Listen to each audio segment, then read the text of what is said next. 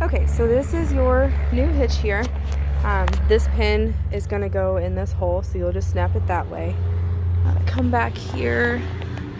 This is your battery disconnect, so when you're traveling or you're parked at home and it's plugged in, you'll have it on.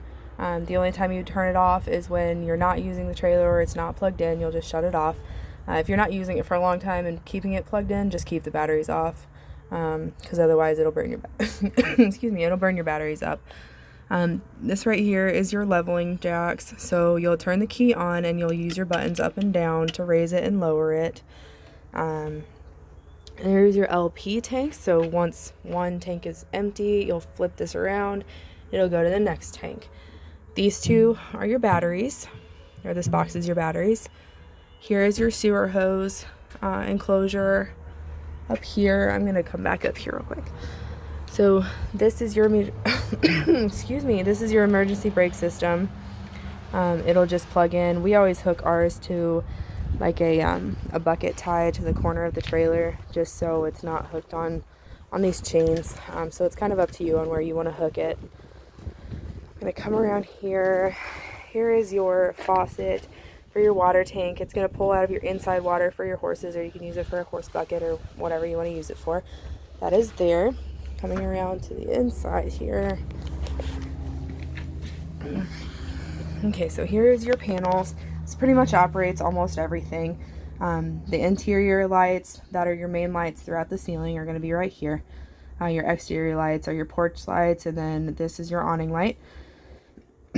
This is your water heater, so you'll flip it on. This little red light will light up, and then it'll go away once it's lit. I generally say about 20 minutes or so on hot water. So before you take a shower, flip it on, let it stay lit for about 20 minutes, and you should have hot water. If not, wait a little bit longer. If you're not connected to a hose, you would need your water pump. So if you are connected to a hose, you don't need your water pump. These are your levels of your tanks. So there's little buttons right here. So you'll push them to see and check the levels of everything. Your batteries will light up full if they're full, as well as everything else. So it'll just kind of show you what you have in each tank. Now, as for the black tanks, sometimes if you're putting toilet paper down in the tanks, then it can get stuck on a sensor, so it might read a little different than what's actually in the tank. Here is your awning, so you'll push in or out, whatever you want to do. This is your slide out, so in and out, whatever you want to do. We'll come around here. Here is your radio. So the zones, you'll have A, B, and C. A is up in the front, B is front and back, and C, I believe, is outside. So you can listen. If you want to listen to A, B, and C, then you'll just slide them all up. And the booklet will explain it a little bit better. This is also your DVD player, and you can Bluetooth it and do all sorts of stuff. And again, that is in your booklet. Coming around here, this is your thermostat here. In the corner, it'll read off, or it'll read cool high, cool low, cool auto, fan on, heat, electric, or heat gas. So you'll just keep pushing this button until you read what you want to read. I would recommend keeping this on cool high and then just adjusting your temperature here. Reason being is so your AC unit doesn't freeze up. Sometimes they have a tendency to do that if you're running them on auto, because they keep on and then they shut off, keep on and shut off, and it's just not super good on them. So I always tell people to keep it on high and just adjust your temperatures here instead of adjust the level of fan that you have. Here are your lights for your bedroom up here. Okay, so here's your TV. This little string right here is on like a little pin, so you'll pull it and you can swing the TV in and out. When you're traveling, make sure this is pushed back and that pin is hooked so you can't move your TV at all.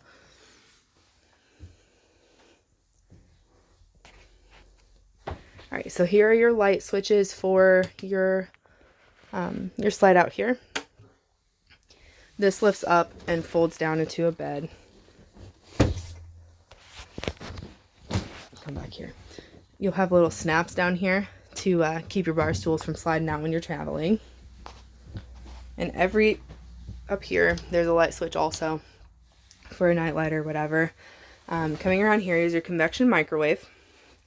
This right here is a shower, like the back side of your shower plate. So if you need access to your shower, you can access it through here. Here's your stove. This does not have a light on it, so you'll just turn it to the light side, and then you'll have to physically light it with a lighter and then adjust it to wherever you like. Underneath the sink is going to be your water pump. It's kind of hard to see down there, I'm sorry. But under there is your water pump. Come around to your refrigerator here. Here is your adjust nozzles for your refrigerator. You can turn this on. It'll light up auto if it's set on auto. If not, it'll light up check if you need to check your gas.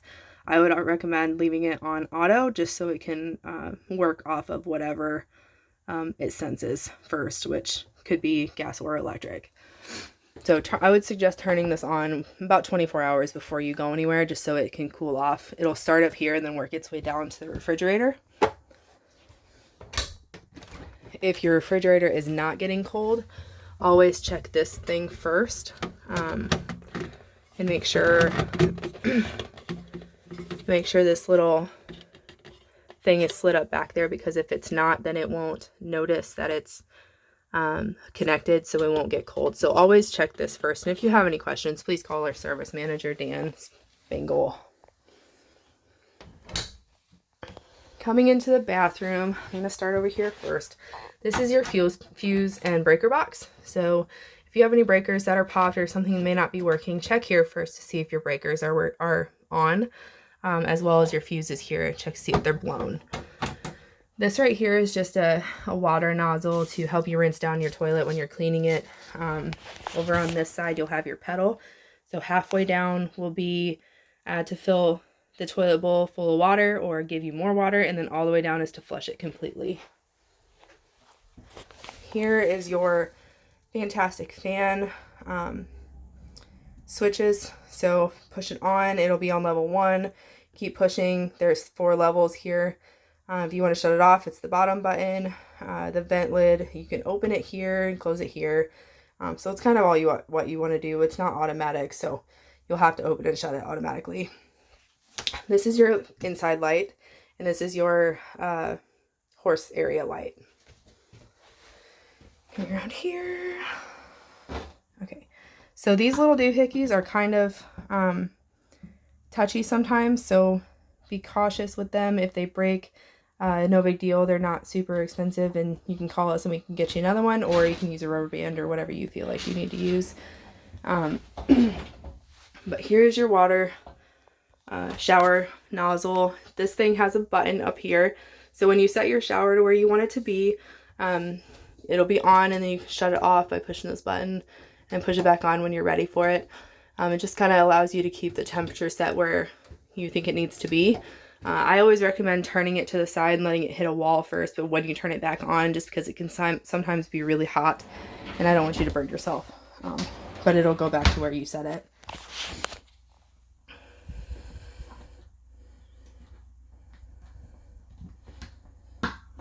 And this just kind of keeps the doors from slamming together.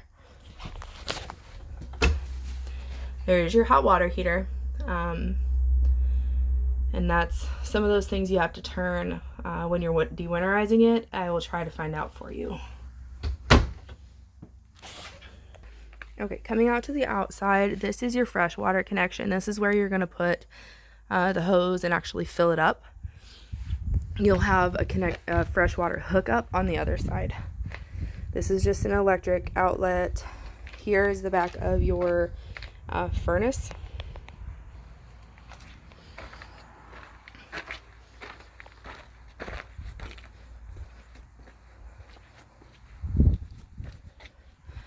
I believe this light is your outside loading lights, and then the other side, there's one over there, that is the interior lights for the trailer.